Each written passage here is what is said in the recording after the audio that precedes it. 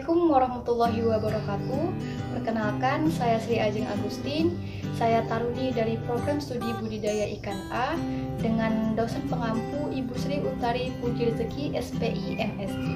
Nah, pada kesempatan kali ini saya akan mempresentasikan hasil dari PowerPoint saya yang berjudul komunikasi. Baik, langsung saja untuk mempersingkat waktu, apa itu komunikasi? Nah, komunikasi itu merupakan suatu aktivitas penyampaian informasi, baik itu pesan, ide, dan gagasan dari satu pihak ke pihak lainnya, yang dilakukan secara langsung maupun tidak langsung. Next, aktivitas komunikasi dapat dilakukan dengan dua cara. Yang pertama, yaitu secara langsung, yaitu dengan lisan atau verbal, sehingga memudahkan kedua belah pihak untuk saling mengerti. Yang kedua, secara tidak langsung, yaitu melalui media tertentu seperti bahasa tubuh, tulisan, telepon, radio, dan lain sebagainya. Selanjutnya ada macam-macam komunikasi. Yang pertama yaitu komunikasi lisan, yaitu komunikasi yang dilakukan secara langsung atau tatap muka tanpa ada batas tertentu. Yang kedua, ada komunikasi tertulis, yaitu komunikasi yang biasanya dilakukan dalam perantara WhatsApp, surat, Line, atau media lainnya. Yang ketiga itu komunikasi berdasarkan ruang lingkup. Nah, berdasarkan ruang lingkup, komunikasi itu dibedakan menjadi dua, yaitu komunikasi internal dan komunikasi eksternal. Yang keempat, ada komunikasi berdasarkan aliran informasi. Nah, komunikasi ini juga dibedakan menjadi tiga jenis, yaitu komunikasi ke atas, komunikasi ke bawah, dan komunikasi ke samping. Ada juga komunikasi satu arah, yaitu komunikasi ini biasanya terjadi di dalam suatu lembaga yang sedang mengalami keadaan darurat, jadi harus terdapat satu pihak yang memberikan instruksi tertentu. Nah, yang terakhir adalah komunikasi dua arah, komunikasi yang terjadi antara dua orang atau lebih, dan biasanya komunikasi ini berupa timbal balik antara satu orang dengan yang lainnya. Nah, selanjutnya ada fungsi dan manfaat dari komunikasi. Yang pertama, tentu saja manfaat dari komunikasi adalah untuk menyampaikan sebuah informasi. Yang kedua, sebagai penyampai pendapat agar dapat diterima oleh masyarakat luas maupun pihak yang berkaitan. Yang ketiga, sebagai bentuk interaksi dengan orang lain. Yang keempat, ada juga untuk menambah wawasan dan ilmu pengetahuan akan suatu hal. Jadi, melalui komunikasi nantinya akan terjadi transfer ilmu antara pihak yang satu dengan pihak yang lainnya. Selanjutnya, pengisi waktu luang, misalnya dengan berbicara lewat telepon, chatting, video call, dan lain sebagainya. Selanjutnya, untuk mempelajari situasi yang terjadi, mengubah sikap maupun perilaku, dan mengawasi serta melakukan pengendalian atas suatu kegiatan. Di dalam komunikasi tentunya mempunyai tujuan. Nah, apa sajakah tujuan dari komunikasi itu? Yang pertama adalah agar hal yang disampaikan bisa dimengerti dengan cukup baik. Dengan adanya definisi komunikasi di atas, maka akan menghindarkan diri dari kesalahpahaman. Yang kedua, agar mampu memahami maksud dari perkataan orang lain.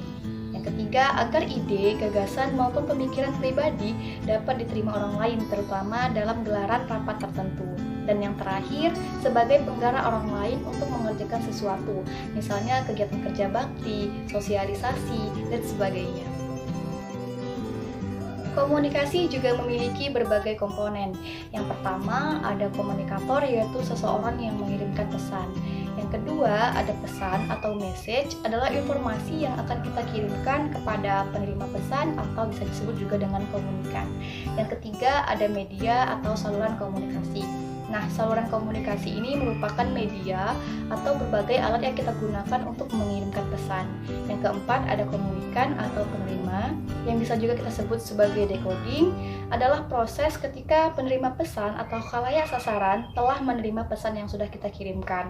Dan yang terakhir, ada umpan balik atau feedback. Nah, umpan balik ini merupakan peran yang tidak ternilai yang dapat membantu kita sebagai komunikator untuk memperbaiki keterampilan dalam komunikasi. Nah, selanjutnya ada faktor-faktor yang mempengaruhi efektivitas sebuah komunikasi. Yang pertama yaitu credibility. Kredibilitas berkaitan erat dengan rasa kepercayaan.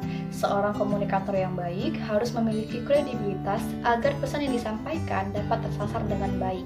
Yang kedua, ada konteks, merupakan kondisi yang mendukung ketika berlangsungnya sebuah komunikasi. Yang ketiga, ada konten yang berisi bahan atau materi inti dari apa yang hendak disampaikan kepada audiens. Yang keempat ada clarity, yaitu pesan yang jelas alias tidak menimbulkan penafsiran yang bermacam-macam.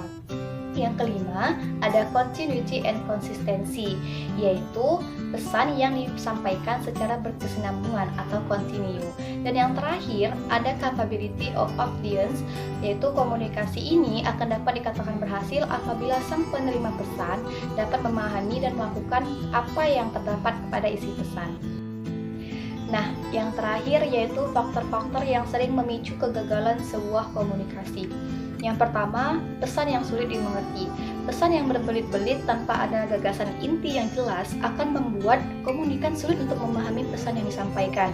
Yang kedua, persepsi negatif. Persepsi negatif komunikan terhadap komunikator juga akan mempengaruhi berhasil atau tidaknya penyampaian pesan yang akan disampaikan. Yang ketiga, tidak percaya diri. Komunikator yang tidak percaya diri secara tidak langsung akan membuat komunikan tidak betah untuk mendengarkan sebuah pesan yang akan disampaikan. Yang keempat, gangguan komunikasi. Gangguan komunikasi yang dimaksud adalah gangguan fisik yang dapat memicu kegagalan sebuah komunikasi. Yang terakhir ada bahasa yang tidak sama. Penggunaan bahasa yang tidak sama tentu saja menjadi penyebab kegagalan sebuah komunikasi. Sekian presentasi dari saya, mohon maaf atas segala kekurangan. Saya akhiri dengan wabillahi taufiq wal hidayah. Wassalamualaikum warahmatullahi wabarakatuh.